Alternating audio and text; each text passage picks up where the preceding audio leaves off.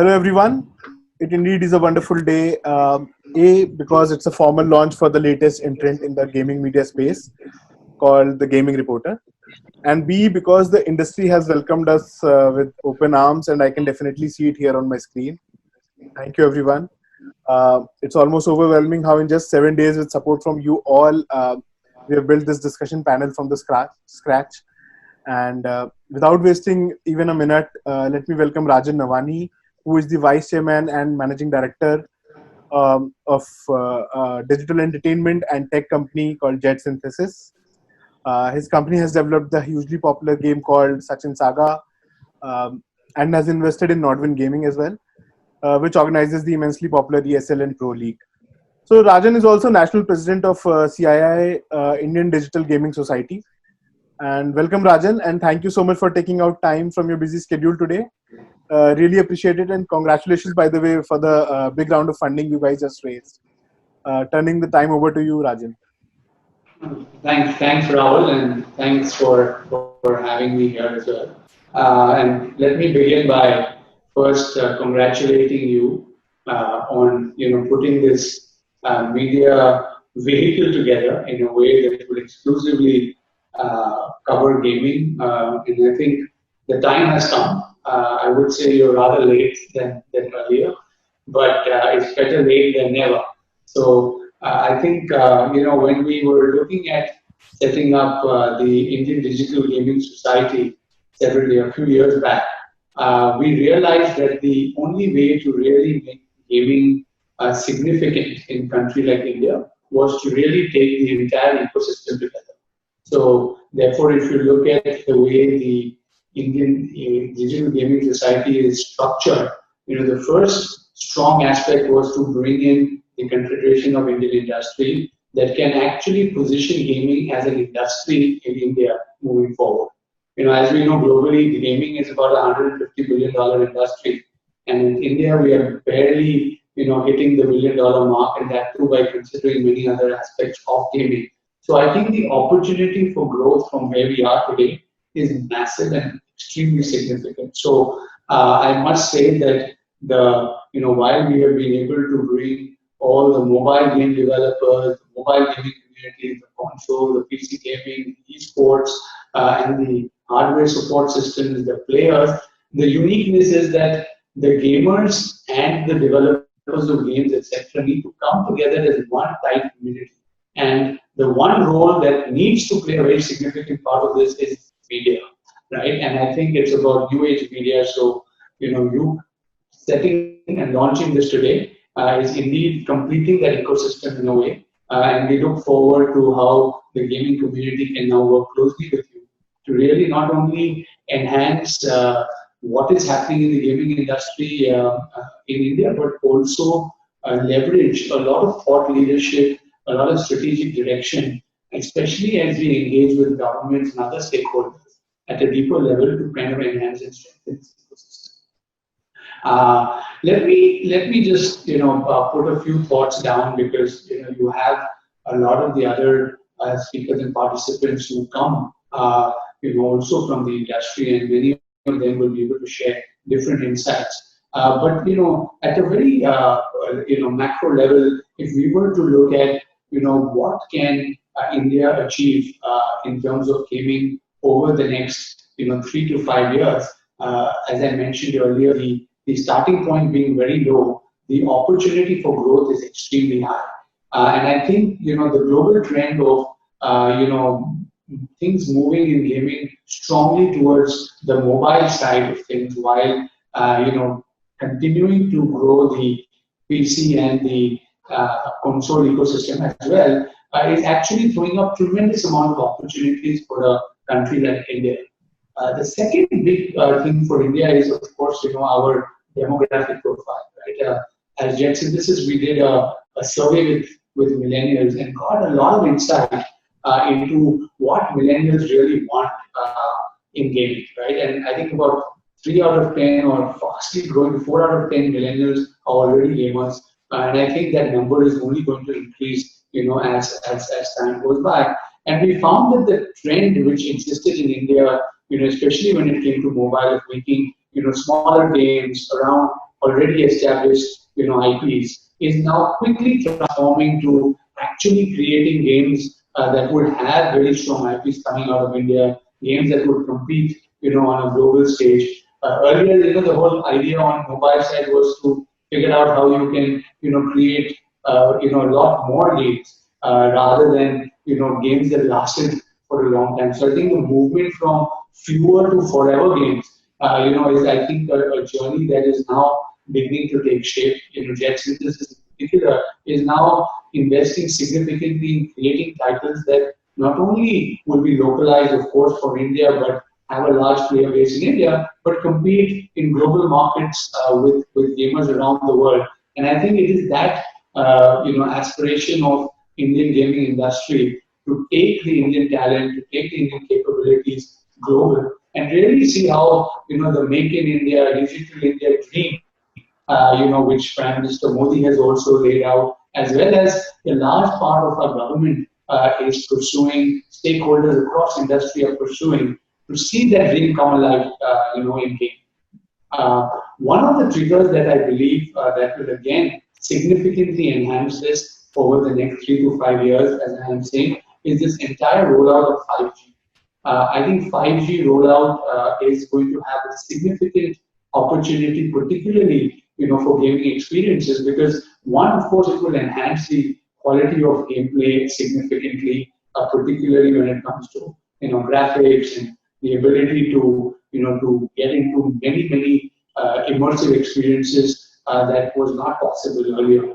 I think the fast and stable connection will also boost a lot of the real-time multiplayer gaming ecosystems, and it will also, in a way, neutralize things a bit, right? Because today, when people are really playing real-time multiplayer, those who have lags are not able to compete, as effectively. And I think all of those things will get neutralized, which is a very strong and powerful thing when you look at it, from a gaming experience and gaming community. The big change is going to be, of course, cloud gaming, because then you can do a lot of location-based, features, etc. So I think the entire ability to be able to create better experiences, and I would think that things like virtual reality, augmented reality, two areas where we have already seen traction. Even as just we've taken, Sachin, since you mentioned Sachin Tendulkar's game, we've actually taken that virtual reality format out to the world to really be able to experience the same shot that Sachin hit, in his existing matches. So we motion capture Sachin's shots, and when you hit that shot, it's the same cover drive that Sachin hit. Now that kind of an immersive experience, the feeling of going out there and playing a game, really changes the way users would actually spend and monetize. I think India's challenge has always been monetization, but prior to monetization, I think engagement and getting the ability to bring out immersive experiences that want you to spend on is also a very important aspect. And I think a lot of that will get unlocked. 5G will also enable, because of the cloud gaming, a lot of dynamic game advertising can come in, which today is a limitation in download-only games. So I think overall, there will be significant advantages with the rollout of the large Digital India plan, or with the large ability of 5G, and that actually will position us for tremendous growth, in the future. And we see devices, of course, in the mobile side are expanding, significantly, and I think over a period of time, those devices are only going to get better. And now we have gaming first devices already out there, and I think the combination of great technology, great content, and digital transactions is really going to be the basis, for the future of gaming, not only in India but around the world. And somewhere at Jet Synthesis, we thought of this, about 7 years ago, and we invested over the years, and actually built the whole ecosystem that enables us, to do that. And I think today we are in a position to be able to, leverage, the growth and spurt that has come in this industry, particularly, in the last few months with people staying indoors, going through a lockdown. Earlier, I think gaming was always, considered, there was a discussion that gaming is a distraction, gaming is taking things away from people. In the lockdown, we are getting comments that people, oh wow, this is a great express faster. It's enabled us to, to get a better grasp on things. So I think even the conversations around gaming, which ultimately will be individual based, will constantly continue to evolve and change in a manner that will shape the industry. And I think somewhere we all have a responsibility together to be able to take the onus to shape the future of this industry, because at the end of the day, it will be up to us how we take it from here to where we want to go. I think that the opportunity, as I mentioned, is tremendous. It's something that we can look forward to. And I think 2 points I would like to kind of add here. One is that the ability for India to be able to engage a large number of people as a part of the global supply chain of the gaming industry, the animation industry, with the capabilities that we have, whether it's in technology, art, and now, with esports and others, showcasting and taking things out. I think there is a massive opportunity for us to be able to create livelihoods in India that will enhance not only the capabilities of the gaming ecosystem in India, but actually contribute significantly to the world. And the last point, I thought I wanted to make was that this entire, movement of gaming industry as a whole, is a journey. It's a journey for, people who come in as casual gamers, move to mid-core, graduate to core, and become professional, e-sport players, right? And as you rightly mentioned, Norway and Akshat have shown and demonstrated how that is possible. How India can really create, professional e-sport players that can compete eventually in the best in the world.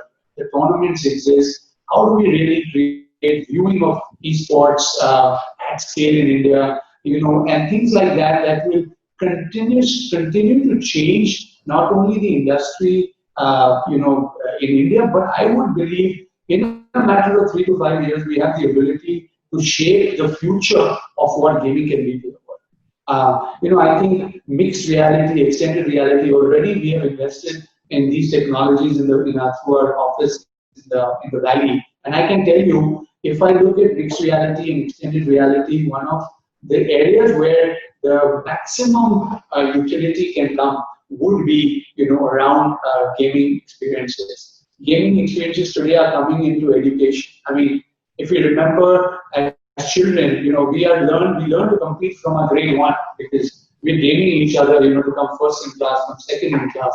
Now with so much moving to online, with the methods by way of which people are going to learn are going to be so different.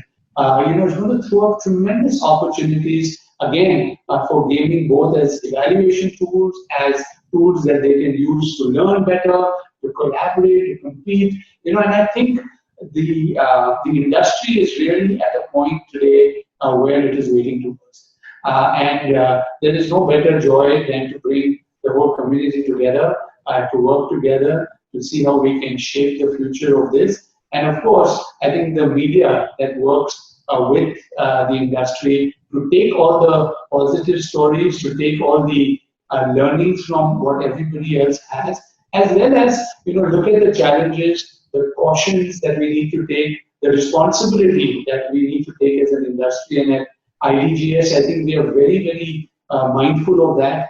We feel that before anything else, we need to ensure that we have responsibility, especially when it comes to game development, distribution, engagement of people, so that we can build something that over the next few decades, all of us can be proud of and look back to this day as a defining moment in the future of what gaming holds for India, as well as it holds as an industry for all of us. So thank you very much, Rahul, again for having me here. Thank you, Rajan. Thank you so much for that deeply insightful start. Wish you all the best, and thanks again for joining us. So I really do want to introduce this amazing set of people now who are going to put together their thoughts to collectively find out the steps gaming industry should take to continue the uprise momentum, and even after the economy opens up completely. So it's a very diversified panel, as you can see, and where we have tried to get almost all the cogs of the gaming ecosystem in a single screen. So Starting with Akshat Rathi, who founded Nodwin Gaming in 2016, and since then hasn't looked back. Akshat has expanded Nodwin Gaming to the Middle East and South Africa, and ESL by far is the most popular IP amongst the 11 that Nodwin owns. Welcome, Akshat. Thanks so much. I really appreciate the time and the opportunity. And then, you go ahead and you're very gracious about this. I couldn't have done it without some of the many people in this call. Our second guest today is Pawan Avasthi, who heads consumer marketing for Nvidia and has been associated with the organization for close to 14 years. And Nvidia's role in the PC gaming space is immense, not only in the peripheral space, but also in cloud gaming and hardware space. Welcome, Pawan. Thank you, Rahul. Thanks. Yeah. So when I joined the company way back in 2007, my first charter was to, establish the gaming cafes in the country. So you can imagine 14 years ago. So yeah, and we have seen, You're the big so many daddy. things changing over the years. Yeah. Our next guest is Ashish Gupta, who leads gaming ecosystem at Jio Platforms. The gaming ecosystem at Jio consists of game stores for Jio feature phones, smartphones, setup boxes, and cloud gaming. So Jio Games also has presence in VR and esports space. Welcome, Ashish. Thank you. Our next guest is Prasenjit Ghosh, who heads sales and marketing of PlayStation division for Sony India. I don't think anyone needs an introduction on what a PS is and how deep they are in gaming ecosystem. And Prasenjit has, by the way, spent 18 good years at Sony, out of which he spent 9 years heading the PS division. Welcome, Prasenjit. You. And congratulations for your start. Thanks. It's a big panel, and thank you everyone for your patience. Introducing my next panelist, Manav Sethi, who heads marketing at Octro, which owns extremely popular games like Tambola, Teen Patti, Carom Live, and Indian Rummy. You'll find these games always on top of the charts in your App Store or Play Store. Welcome, Manav. Thank you. Hi, guys. Happy to be here. My sixth guest today is Sudhir Kamath, who has literally transformed his workplace from amongst barrels of oil to now stacks of chips. Sudhir is the founder of 9stacks, a real money online poker platform. Welcome, Sudhir. Thanks for having me here, Rahul. And so I just want to add one small thing, that if I tell my kids I'm on the same panel with the guy who heads TS in India, I think my market value at home goes up. So thanks. The idea was just that. So, my next guest is Ishan Arya, who co-founded a very popular esports company called the Esports Club, which is popular for its IP, the Valorant Cup. And Ishan started off as one of the first full-time professional streamer and gaming content creator. Welcome, Ishan. Thanks, Rahul. It's been amazing to see the industry grow. As Akshat mentioned, from where all of us started, nearly a decade ago, and to where we are today. And I count myself lucky every day that I get to play a small part in where this goes in the future. Awesome. So on the panel, we also have Vaibhav Odekar, who is the co-founder of Pocket, which in most simplistic language focuses on reward-led video ads within mobile games. So basically, they help app publishers earn revenue. Welcome, Vaibhav. Thanks, Rahul, and congrats, and great that we'll be able to bring all these people together into a forum. Thank you, Vaibhav. We also have Udit Pathak on the panel, who is the founder of a PR consultancy firm called Media Mantra. His agency specializes in helping gaming clients get the attention they need at different stages of their maturity. Welcome, Udit.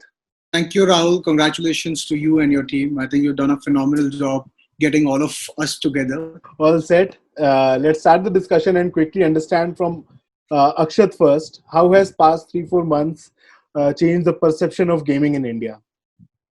Akshat, 2 minutes. So quick one on this, and it's a huge panel, right? So the short answer is this is the time. Last times when demonetization happened, gamers understood how to go ahead and pay. And you've seen that as a trickle effect on in-app purchases and other features that has started becoming good. And because once you teach a community and a certain demographic how to go ahead and pay, whether they do it at that time or not is irrelevant to the question. Now they have the skills to do it and the propensity to do it. And with UPI becoming more ubiquitous, it becomes easier and easier. And what's the last, and what COVID has done is I like to say this is the coming out of the closet moment for esports. So earlier, a typical parent used to go ahead and say, "Stop wasting your time. What are you doing? This is just garbage." And the kid used to go ahead and say, "Hey, but this is in going to the Asian Games. Look, there are people like Ishan who are earning so much money out of doing this. They're super famous. Look at the number of followers he has. Look at Mortal. Look at all of these guys which are there." And they used to go ahead and just poo-poo about it, right? It's like, "No, this is just garbage."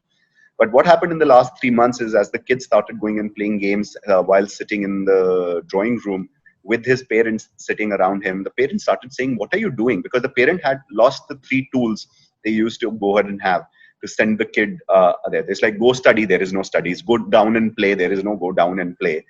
They were like, "Okay, fine, just sit in one corner and don't irritate me." Right? And what that happened is, when that kid started going and taking that thing that he used to go and hide and play, and because he used to be as passionate about it as he is right now, when that came into the main drawing room and sit down and play, eventually questions start happening. It's like, "Who are you talking to?" "Oh, you're talking to Ramu Kaka's son. He is, and because he's playing with his cousins, right?" And then suddenly he's like, "Huh?" And then he's like, "Acha, this also got Bunty Mami's beti also there." He's like, "Yeah." She's like, "Acha, Bunty bhi hai, baat kara unse." And then they was like, "Acha, yeah, this is strange. You're talking to your friends, and there is a community, and you're not all weirdos who are going and talking here." And then everyone was like, "This is actually cool. This is fine." And slowly, after a month of lockdown and a month and a half of lockdown, where that realization came in, he was like, "Okay, what are you doing? Show me what you're doing." And then he's saying, "I'm playing PUBG, or I'm watching a streamer like an Ankit Pant or a Zaya, or playing a tournament that other people are organizing." And they're like, "This is cool. This is not bad." And suddenly, he now listens to the same statement that was being said 3 months ago, which was, "Hey, this is going to the Olympics. Look, people are making money out of it. There are influencers that are really big." And they're like, "Oh my God, yes, it's true." And the person reads it. So it went from, let's like think of it like a petri dish, which has 90% acidic solution in it, to a now 20%, 30% positive solution. While the passion has remained exactly the same, but the environment changed from a minus 90% to a plus 20%. And that's where you're seeing the explosive 200, 300, 400, 500% growths, either in watch time, registrations, activities. Ishan and the esports club did a brilliant Valorant tournament where I think they had one of the largest number of teams playing in their tournaments that are coming in across the world. So, that's the thing. And the game's not even launched in India. And that's the kind of thing which we've started seeing in India, where one gatekeeper, who was the person who was saying no, is now saying go for it. Excellent, Akshat. So let me just move to Ishan, since you've been talking about him. So Ishan, what is the increase in viewership in past few months, and what are the chances it is going to stay as is, even in the unlock phases? It's been quite phenomenal. COVID, of course, has been extremely challenging the world over and has forced almost every industry to reinvent itself. And one of the industries that's successfully managed to pivot and make use of this opportunity is the gaming and esports industry. The world over, you're going to see massive growth in viewership, not just for esports content, but for gaming content as a whole. Because as Akshat mentioned, there's no going out, there's no studying, there's no other extracurricular activities outside of digital entertainment or spending time with people at your homes. That's all you're restricted to. So between consuming digital content in the form of your Netflix, your Hotstar, it's either that or you're playing something on your phone, your tablet, your PC, your consoles. And an extension of that is people have time to watch more content around the games they enjoy, be it watching their favorite streamers, be it watching esports events if they're passionate enough for competitive content. And we've seen that growth of almost 50% in terms of the tournaments we're broadcasting on a daily basis across various games. And as Akshat mentioned, the response we received for our Valorant tournament, not just in terms of participation but also viewership, was quite unprecedented. Awesome, Ishan. So just moving on to Pawan. Pawan, Nvidia has been in the gaming industry for years now, and you would have seen it grow to what the industry looks like today. According to you, what will be new growth drivers moving forward? Well, so first of all, Rahul, congratulations for this new initiative. So yeah, I think it's a great initiative to get everybody together. Quickly jumping to the main question that you have asked here about the growth drivers for I'm talking from the PC gaming perspective. Clearly is esports, no prizes for guessing. I think everybody who has spoken so far is talking about the same thing. So, esports, we all know that has continued to grow in popularity with more and more players, not only the players, but also people who actually watch it are also growing tremendously. So it's a virtuous cycle which is going on. The growth in viewership creates, higher prize pool, and of course continues to attract the world's best talent as far as esports is concerned. So clearly, one of the growth drivers for PC gaming is esports. And somebody like Akshat, who has been a flag bearer way back since 2013, I think that's the time when we collaborated first together on that area. It's been, it's been an onward journey actually, if you ask me. Coming back from that perspective to Nvidia's, internal view, we know that PC is the most important gaming platform when it comes to the gaming, and I can, speak on that behalf. And it's an open, dynamic, and upgradable platform basically. And the number of games being released on PC is also, grown well past any other platform for a simple reason that the genres are like very diverse, from FPS to MOBA to MMO to strategy to Sims. I mean, whichever way you look at it, the PC offers the, the richest variety of the experiences. Now, again, coming a step closer to Nvidia. So gaming is world's largest entertainment industry and the platform, we understand that. And Nvidia GeForce is actually its largest platform with millions, hundreds of millions of gamers on this particular platform. And what and how we are contributing basically is by coming up with new platforms like Turing, which has got ray tracing inbuilt into the GPUs, and also a GeForce experience, which is almost like an application, which is an application basically. And if you combine the GPU and the applications together, you have your everyday PC transform into a powerful gaming machine. Now, why I'm saying ray tracing or the RTX GPUs that we have? Because before that, game developers painstakingly used to pre-render the lightings and the shadow effects to make their worlds more realistic. I mean, they used to pre-bake it. But in the user-created virtual worlds like Minecraft, for example, only real-time ray tracing can accomplish these beautiful effects. And Minecraft, we know that probably is one of the biggest game title. I mean, across the world, right? And building ray tracing inside it has created, phenomenal opportunities not only for gamers and even for us also. So with all these pointers as a backdrop, more and more gamers, professional as well as casual, I would say, will going for the upgrades, and either by building a brand new gaming rig or going for the newest components like RTX GPUs, which is accelerating this growth for us as far as India is concerned. So I hope that answers your question, Rahul. Yes, thank you, Pawan. Thank you. Just moving on to Ashish now. Ashish, if you can help us understand the overall contribution of game distributors as you see it in helping the ecosystem expand and create more gamers than ever, especially during the unlock phase. What I have seen, hello everyone, first of all, and congratulations to Rahul to collect all of us on one board, and you will become our voice in media very soon. Thanks, Ashish. All right. So what I'm saying that since last 3 months, when I look at our analytics, I see 28% to 30% growth in terms of consumption of data in gaming specifically. So people are consuming GBs of data through the PC and mobile, and also the set-top boxes, and also on the viewing time, they have increased a lot. So there's no doubt on.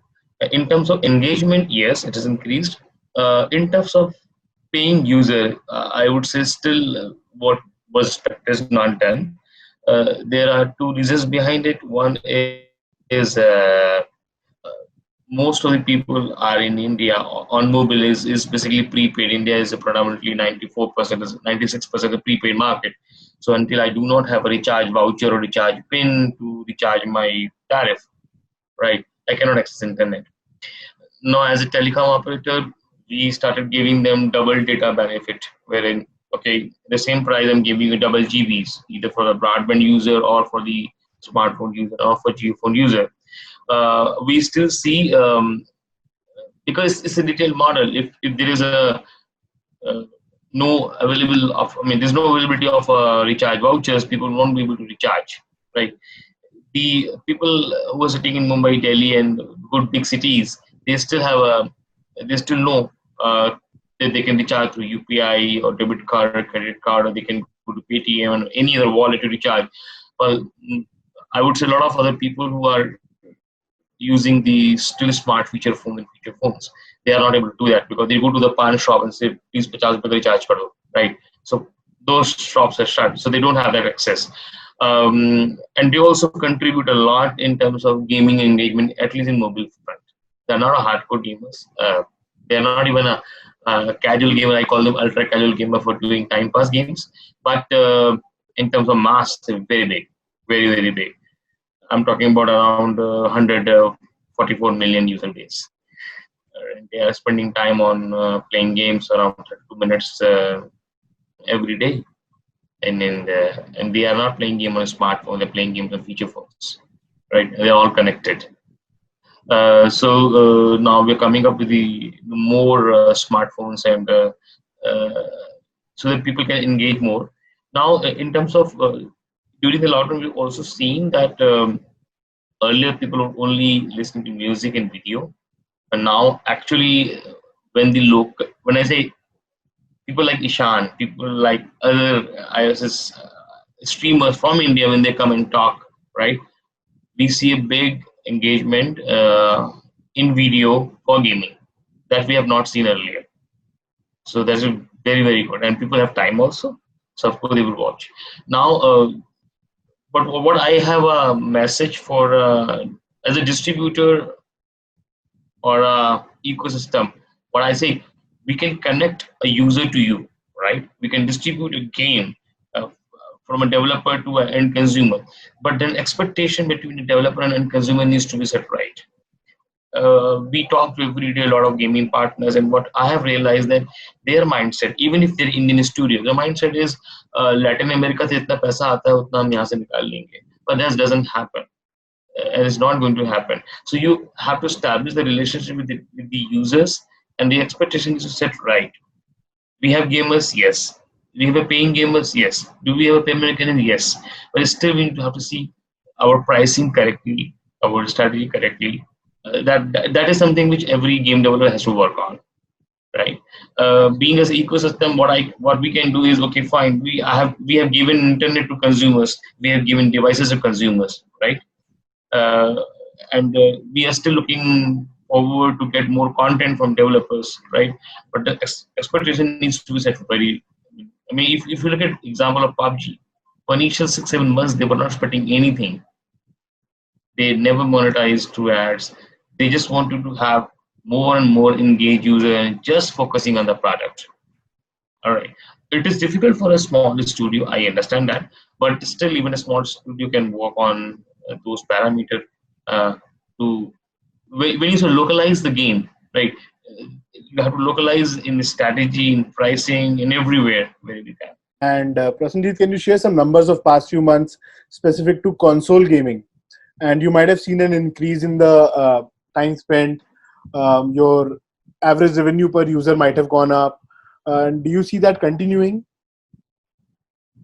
Yeah. So the last 2 months have been probably the happiest period as far as console sales are concerned. We achieved probably the largest numbers we've ever had. That in the 7th year of our console life cycle is by itself a historic thing to happen. Now, having said that, I'll kind of divide my business into two parts. One is the console which sells. Console sales have doubled, actually more than doubled, despite only 2 functional months in this year.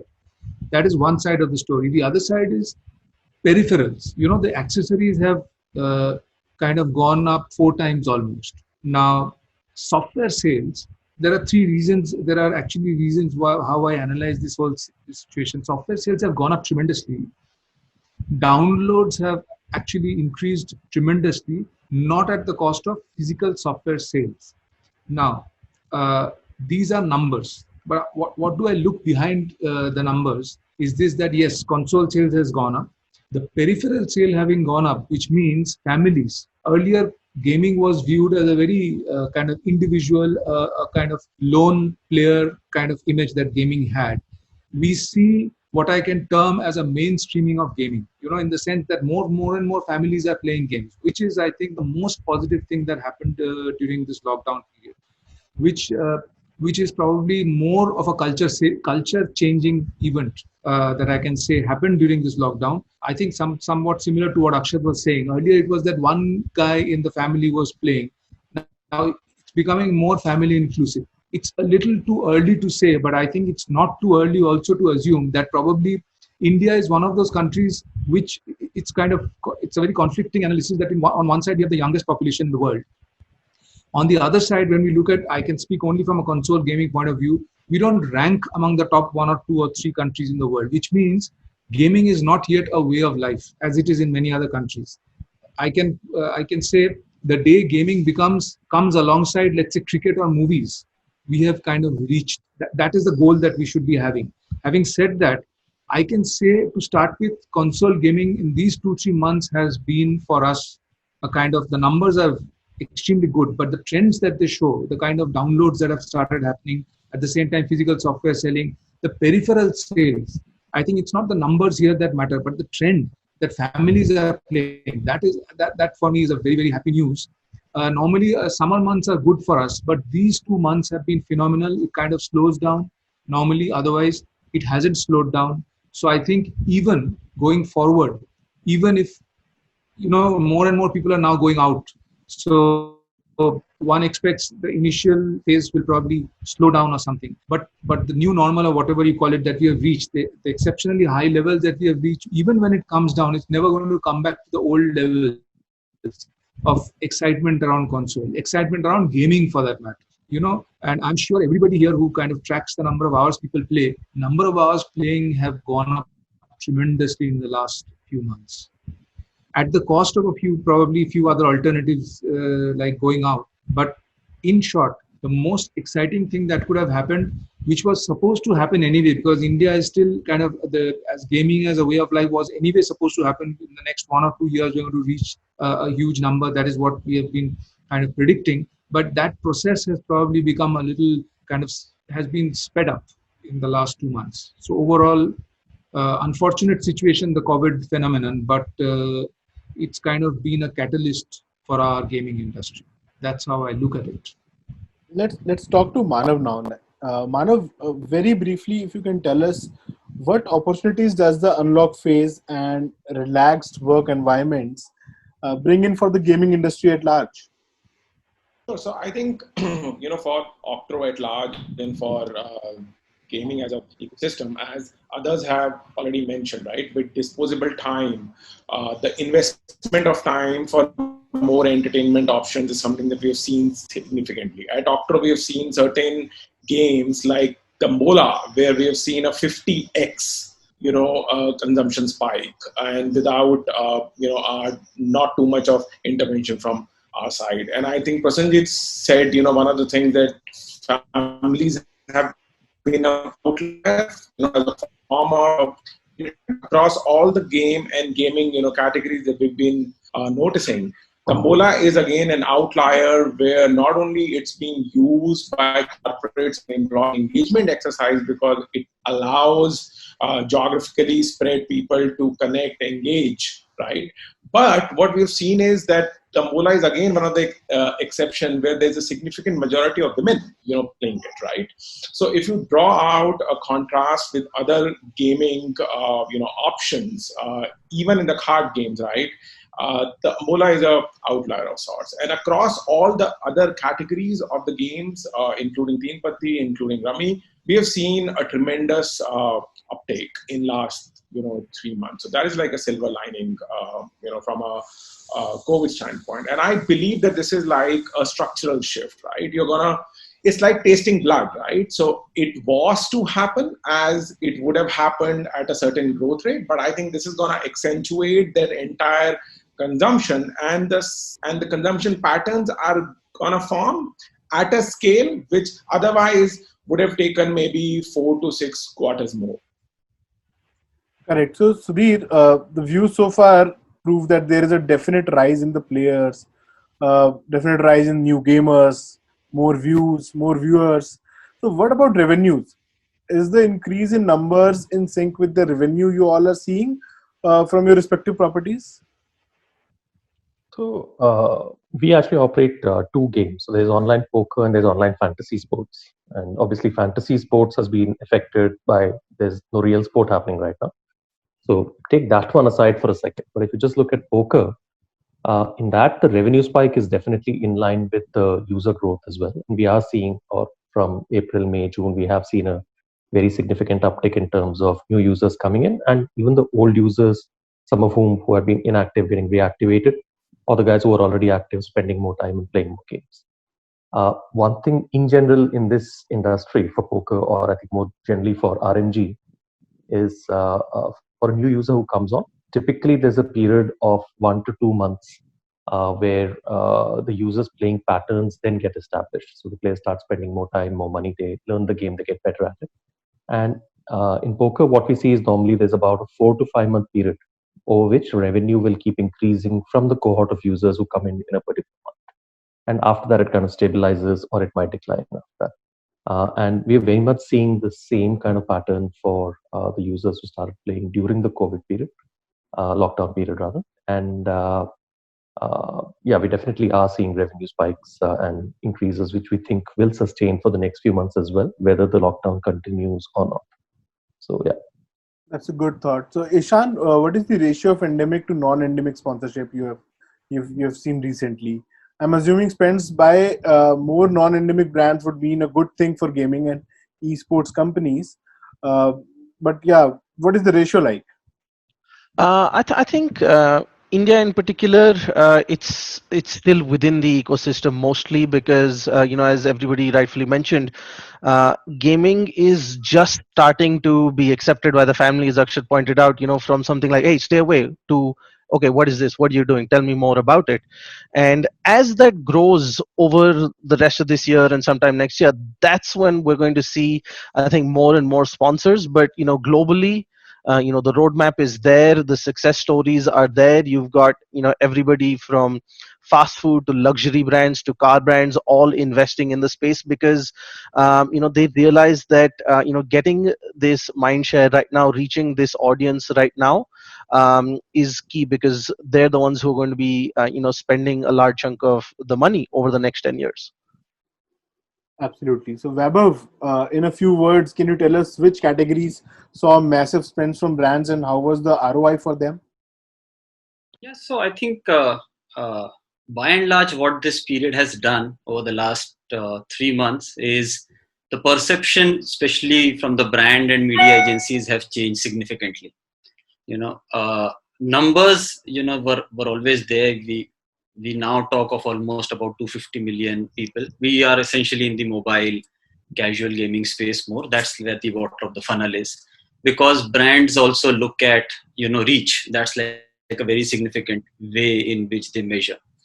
So but from brands who are spending, I think there's a massive interest. We always had the FMCGs who were there, but the device companies, telcos, we've had edutech companies, we've had even the likes of WhatsApp and Google and Facebook also spending. So the entire ecosystem has in a way accepted that gaming audience, who earlier was somewhere perceived to be like a frivolous audience, is now more mainstream. The masses are there. So it's not just a college kid who's playing, but rather there are equal females, which is like a big area of interest for a lot of brands, to gaming getting penetrated into tier B and tier C towns. So yeah, I think the good part is we'll still have to look at it from a long-term horizon. This is a good, maybe a good break which has been given, a tipping point where things will change for good going forward. But it's a long cycle. We'll still see maybe when things really open up a bit of a dip, but the perception change has been the most important aspect. So all in all, very, very excited to with the growth which has been happening. We'll always love that people spend more and monetize on their own, but we all know even in the best of the world just 2% of people pay. So the rest 98 is where, Pocket as a company typically comes in and helps monetize. That has been, I think, last about 18 months have seen significant shift, and the last quarter has been, the real place where shift has happened. So really excited.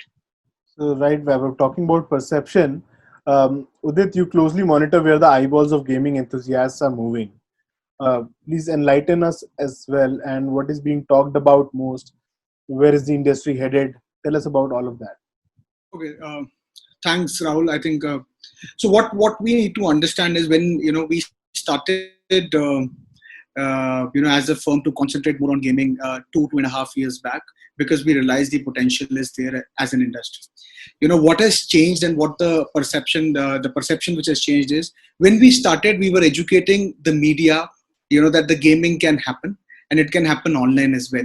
We were educating them, so it was like how e-commerce built up happened, right? We were talking about that. Okay, you can buy products online and everything. We were also discussing the same thing happening in gaming, that okay, this can happen online with media, and there was a very less amount of inclination towards it. But surprisingly, or the potential of the industry was such that people were inclined to cover the stories and were inclined to cover the subjects, right? So that has totally changed now.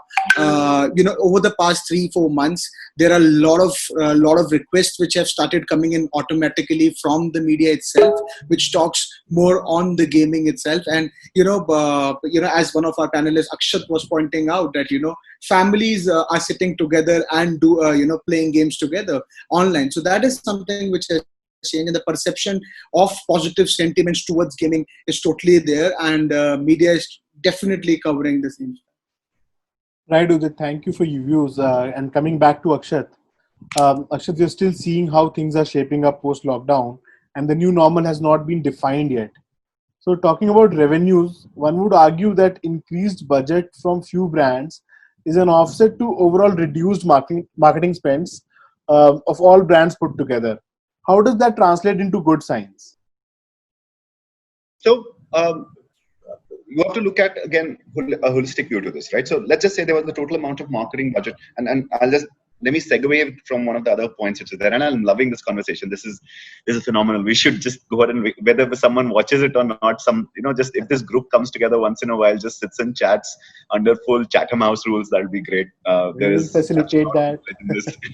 So what you have to go ahead and look at as an analysis is, if the revenue monetization comes in predominantly either from sponsorship or from media rights or from in-app purchases or from eyeballs on CPMs within the games itself or in-app purchases, it doesn't matter where the money comes from.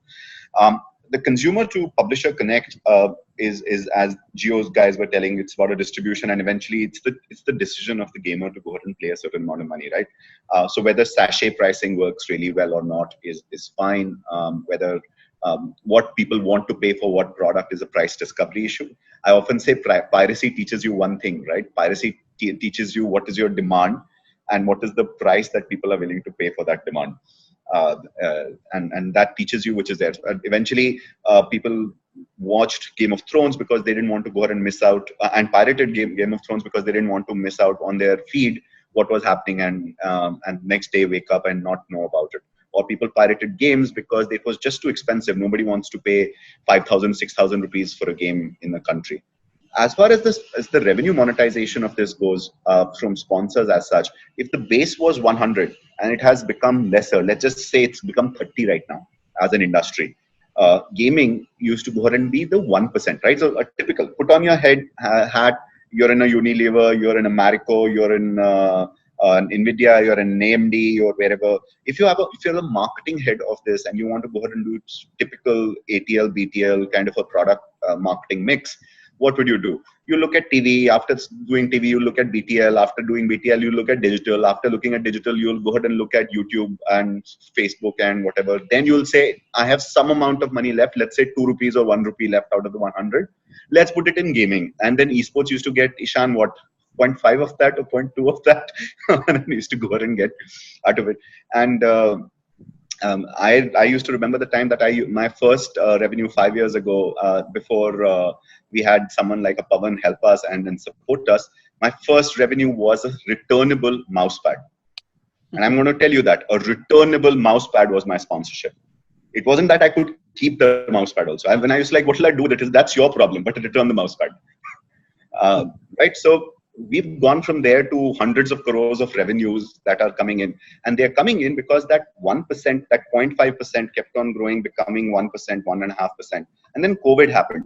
And when COVID happened, what happened was while the market shrunk to 30, the people who could spend the 30 had one decision to make. Where do you spend this?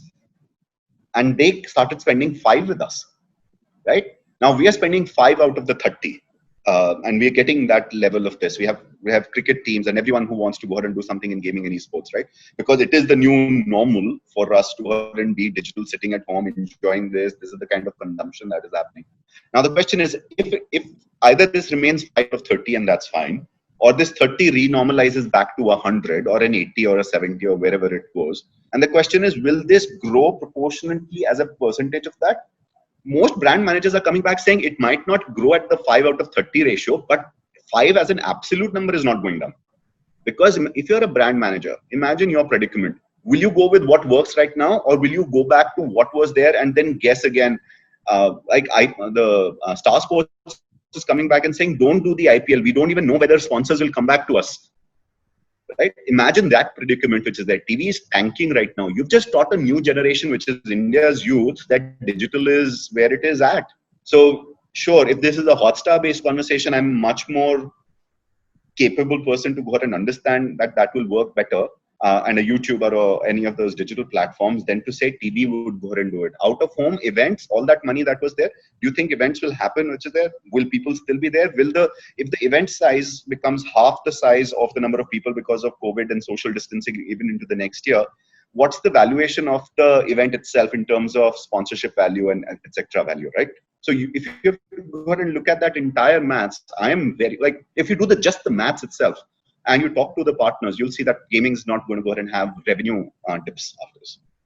Ishan, do you agree with Akshat? And are you also seeing tenfold rise in the gaming industry? It is growing faster than other industries. Are you also feeling the same thing? Absolutely. We've actually seen, probably several quarters of growth crammed into these last 4 months. And as I mentioned, right, every industry is being forced to reinvent itself, figure out how to, adjust to new consumption patterns, new viewing patterns, new spending patterns. And, gaming has one that has pivoted and adjusted really well. And as Akshat mentioned, the kind of success the brands are seeing for every rupee they put in here, because people, they have nothing else to do. There is no other avenue at this point. They can't go out and meet friends. They can't go for a movie. They cannot go to a mall. Right, that's where gaming content, which is always available, it is always there for them, on whatever platform they want. There's a plethora of types of games, events to choose from. So because of all of that, whoever's investing in the space is seeing so much value, and we are also not seeing a dip in that investment, with more events and extended campaigns coming up. Right. So talking about investments, Pawan, India is a very low-cost market when it comes to a lot of things. I think even that is applicable on gaming as well. And we have seen many players succumbing to the low-cost model. How does a gaming hardware company ensure their growth along with the market? So Rahul, the way I see it, India is not really a low cost. It could be price sensitive or it could be value cautious market. That's how I would like to view it. And when it comes to our business model, our focus, the devices that we push for PC gaming, may it be laptop or a PC form factor, it's a desktop or a laptop.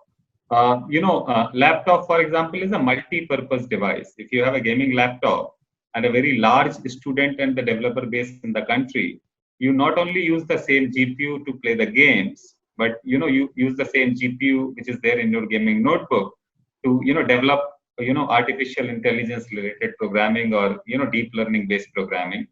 You probably use the same GPU to create the content.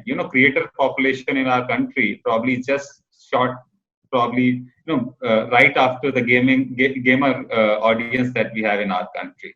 So I mean, if you combine all these use cases versus a device, it's a great value when it comes to the laptop side of it.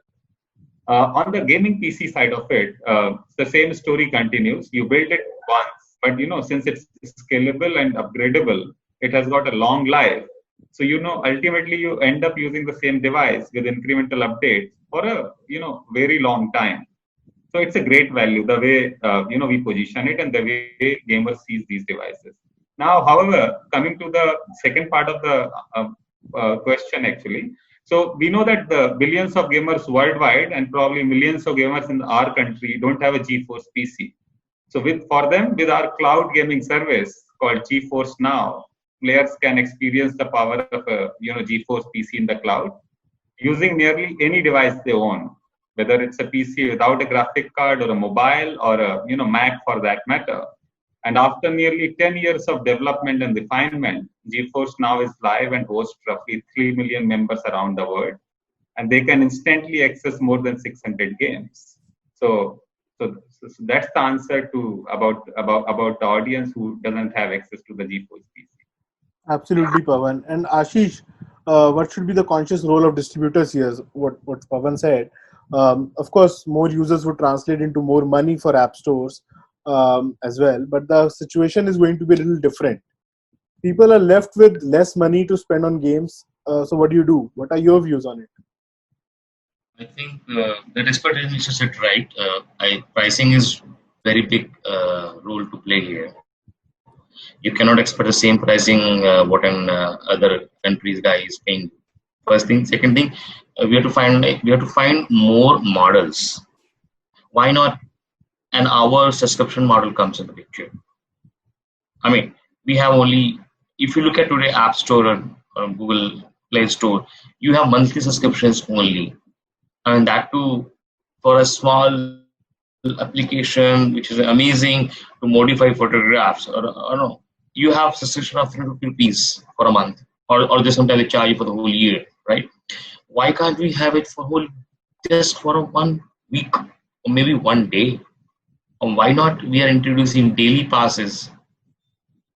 If I know that I'm paying 50 rupees to play this game only for 1 hour, I would like to give it a try rather than paying 500 rupees.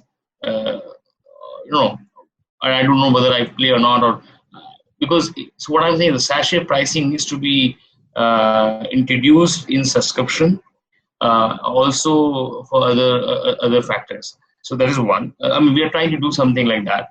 The other thing is when it comes to real money gaming, everyone is doing the cash in, cash out.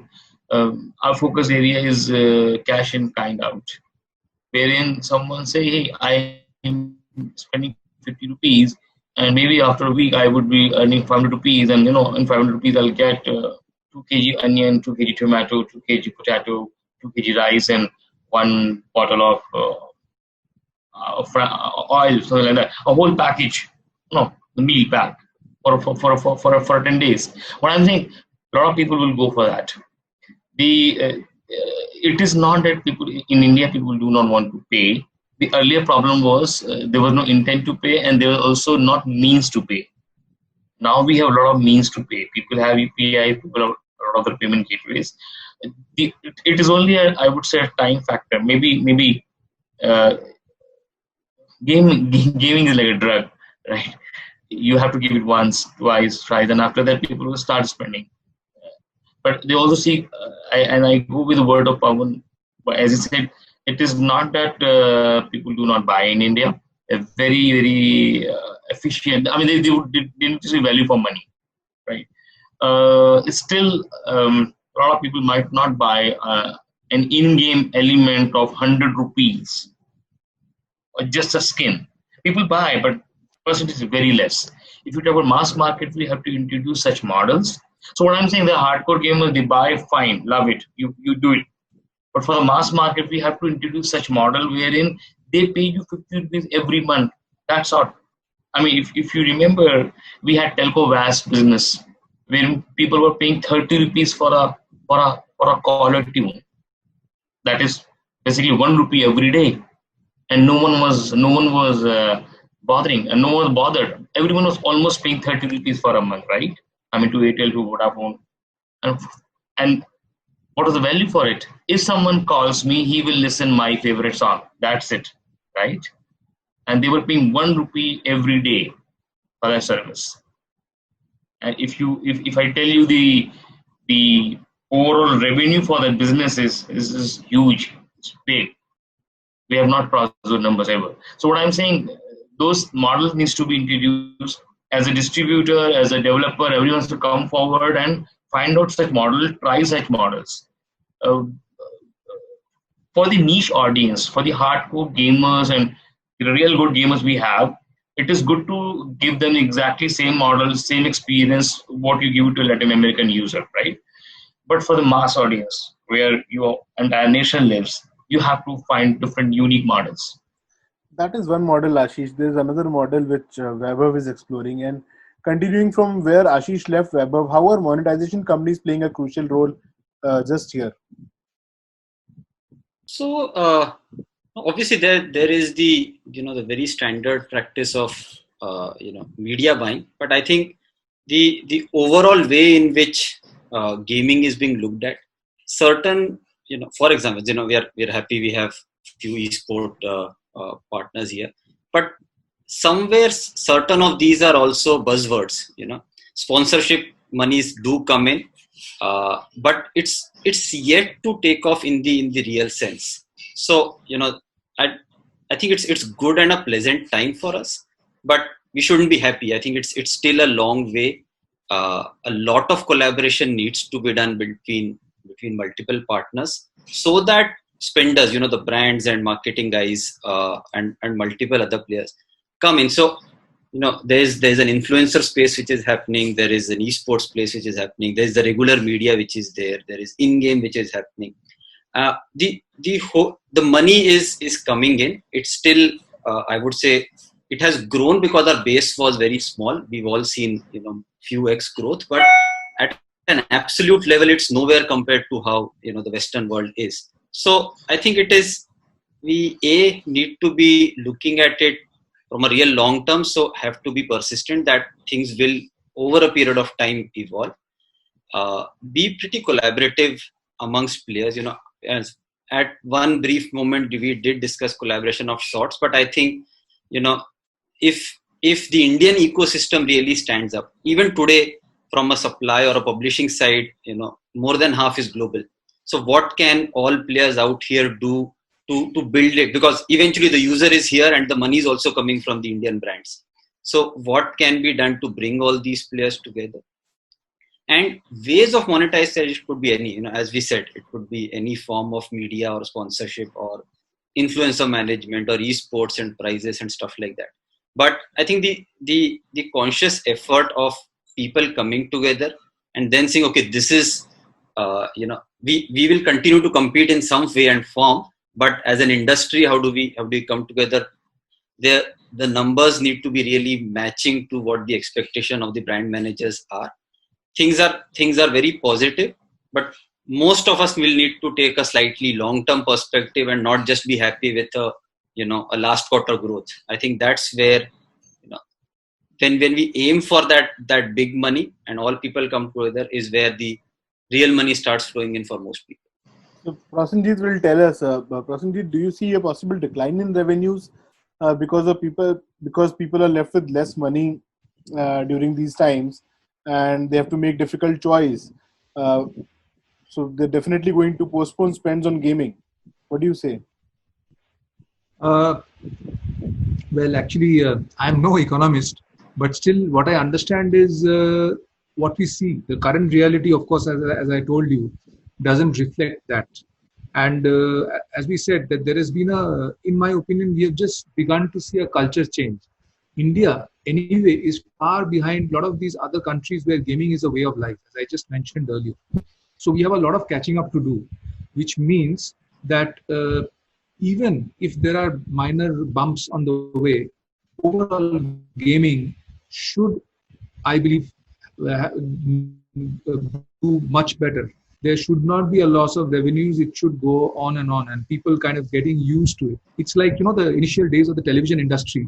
The markets were bad, economy was not doing well, and all these other factors. But televisions kept on getting sold till it reached a level wherein it reached a saturation level or something of that sort. So gaming is just beginning to warm up. So I think, despite all the hiccups, that even if we feel that things might change, the economy may not be as positive as we want it to be, and any such challenge that comes on the way should not come in the way of gaming as an industry, because we are kind of not as ahead as we should ideally be. That's what I feel. So I think revenues should not be a challenge. Right, Prasandeep. And Manav, so how's your consumer behaving? Do you see the surge in spends temporary? And basically, how are you going to ensure more users come on your platform, of course, with more money? We've been in a fortunate space to that extent where we've seen when the COVID lockdown got triggered, we saw incremental spend, and we also saw the ARPUs increasing, because I think those are the days when it was all afresh, right? With time, we've seen the growth in spends is still there, but the humongous or the explosive growth that we've seen in the initial 2 months, you've seen that sort of stabilizing. On the other side of it, I think 2-3 things that we need to take into account. That the ability out of that disposable income for a person to spend on entertainment as a whole, right? Those options are only as much now.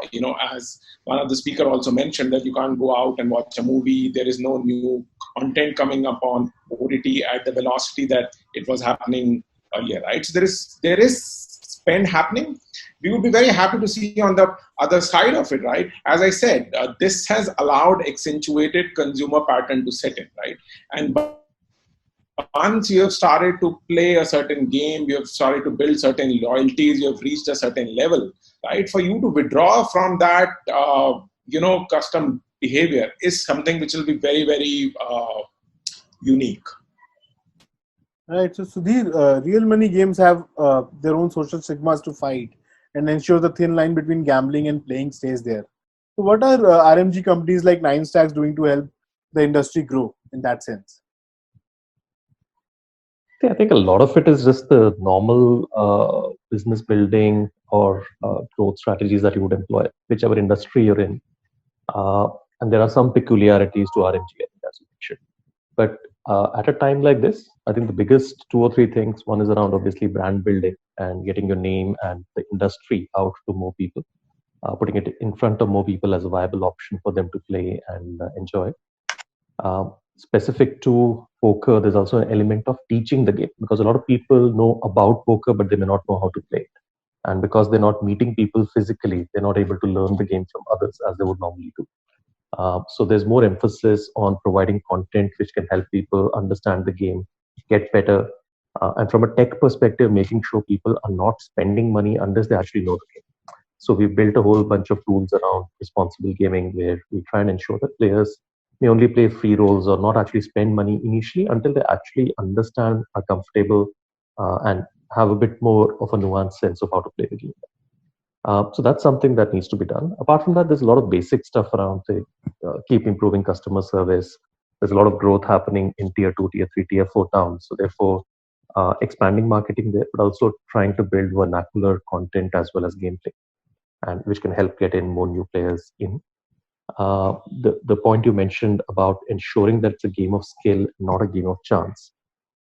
Ensuring that that is actually the case in the game, and B, also communicating that, so that people understand is it legal, is it not legal, what are the conditions, which states do not allow these gameplays, and how do you actually block out players from those states. So I think all of those are pieces which need to be built. And as the companies in the space keep getting better, the market will grow much, much faster. I mean, it is already a very fast growing segment. And the way we see the demographic potential plus the fact of penetration of mobiles and ease of payments, all of those factors driving it, we just think this growth will continue for many years. Just got to keep doing these things. Absolutely, the growth should continue for many years. But what are the opportunities we haven't looked at yet, Udit? Have you missed anything? Yeah, so opportunity-wise, I think Sudhir just now rightly pointed out there's a lot of opportunity in the industry. I think looking at vernacular especially in tier 2 and tier 3 cities, it's going to be big in the coming years. The companies are already focusing on it. We should also remember a fact that 75% of our population is under 45. So I think a lot of people are inclined towards gaming, and these guys play a lot of games. So there is a lot of opportunity in any which case. So I think every company is trying to, look at them and building it. The second thing is, gaming companies are also innovating. Innovation would play a very, very vital role. I think people who can innovate at the right time would be the next movers and shakers of this industry. So I think there are a lot of opportunities, and people are encashing them for sure. Right. So I'm moving towards the final phase of this discussion, and this question is common to everyone, right? Broadly, I wanted to understand from all of you what are one or two or three steps collectively, all of you, esports companies, gaming hardware companies, game publishers, monetization companies, all other stakeholders, casual gamers, should take to ensure the demand curve always points upward. See, I think it's been one of our core focuses since pre-lockdown, and it's just something we have to emphasize on more, is creating more opportunity for gamers. At the end of the day, esports works when every single participant genuinely has a chance to compete, and not just to participate, but also to potentially win. And that's how we are pivoting and structuring our events, our ongoing leagues, our tournaments, to provide that not just playing opportunity but earning opportunity for every player who takes part in the event. And this is also very important in the backdrop now that of course a lot of sectors are being negatively impacted by the lockdown and slowdown because of COVID. It allows these gamers to actually then turn around to families, friends, and say, look, I am earning, I can take care of myself, I can contribute to the family as well through these regular sustained esports opportunities that we're looking at creating over at the esports club, and ESL also contributing in a much larger way. Sure. Sudhir, what are your views? We'll all keep it short, just 1 minute each. Sure. I think we already spoke about what drives growth. Maybe let me touch a different aspect as to what protects the market and prevents it from going south. So, because I think organically it will keep growing and there is growth. And maybe on that, a couple of points. One is around player security and the policies that companies have to manage players and make sure that the games work well for them. And in this, I think some industry bodies coming together, which has happened in the last couple of years, and setting standards by which all players will be treated. Everything from, say, what you can advertise or can't, to how you handle players' money, to what kind of terms and conditions you might have as an industry and as a company. I think the emergence of that is one important thing, which safeguards the industry as it grows. And one other point I would just make here is in India, still, there are no clear regulations against some illegal foreign gaming companies which are actually operating, taking money from Indians and not paying taxes, not safeguarding those players. And at some point, I think the regulations also need to move up a notch, where at least these kinds of fly-by-night operators do get shut down. And that actually saves the players as well as the legit domestic industry actually in its group. Sure. Manav, you want to say something? Sure. So I think like any other industry, like a real consumer finds the games and the IPs that his heart finds. I'm quite sure that PUBG themselves wouldn't have ever realized that India would contribute to that significant chunk of consumption as it turned out to be.